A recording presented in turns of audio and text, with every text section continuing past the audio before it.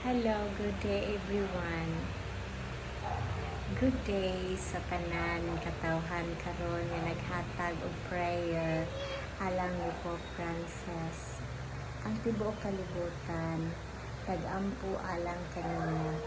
Usa na ako ni anak.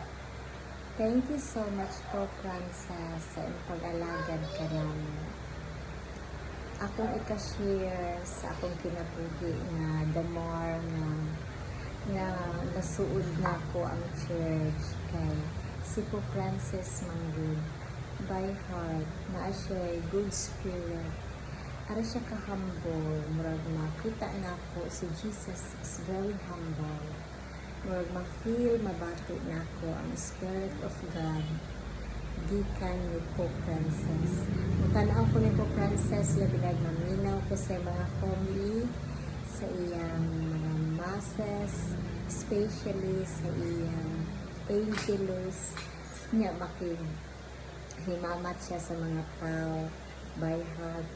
Ano siya ka-smiling, ano siya ka-happy, ano siya ka-humble. Nag-iisip yun niya nga kitang tanan iya yung family.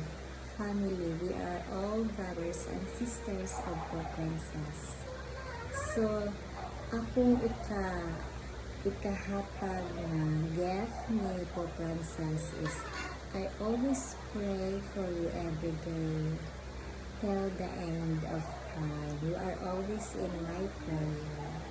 And dili ni kalimot ninyo ikaw din ang Pope na hangtod sa pagbalik ni Jesus. God bless everyone.